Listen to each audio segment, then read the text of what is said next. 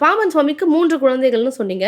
அதுல ஒரு குழந்தைக்கு திடீர்னு ஒரு நாள் பார்த்தீங்கன்னா, ரொம்ப வயிறு வலி வந்துட்டு இருக்கு. ம். குழந்தைகளுக்கு வயிறு வலி வந்தது அப்டின்னா, நிச்சயமா தாங்கவே தாங்கவே முடியாது. முடியாது. குழந்தை அழுவுறத பார்த்து நமக்கு அழுகை வந்துரும். பெற்றோர்கள் எல்லாருக்குமே இந்த ஒரு உணர்வு தெரியும்.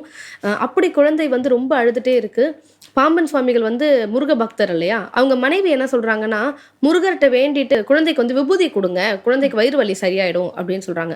ஆனா பாம்பன் சுவாமி என்ன சொல்றாரு, "நான் சுவாமி கிட்ட வேண்டிக்கிறேன். நீயும் வேண்டிக்கோ" அப்டின்னு சொல்றாரு. சொல்லிட்டு 2 பேரும் சுவாமி கிட்ட வேண்டுறாங்க. வேண்டி ஒரு சில நொடிகள்லயே பார்த்தீங்கன்னா, ஒரு முதியவர் வந்து அவங்க வீட்டுக்கு வராரு. ஓ!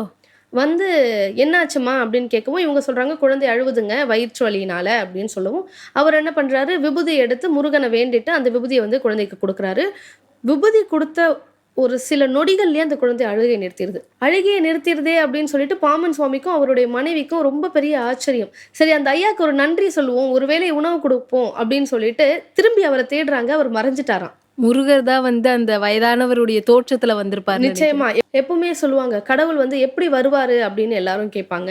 கடவுள் கண்டிப்பா ஏதோ ஒரு ரூபத்துல வருவாரு. அப்படி வரக்கூடிய கடவுள உணரக்கூடிய இடத்துல நம்ம இருந்தோம் அப்படின்னா, நிச்சயமா உணரலாம்.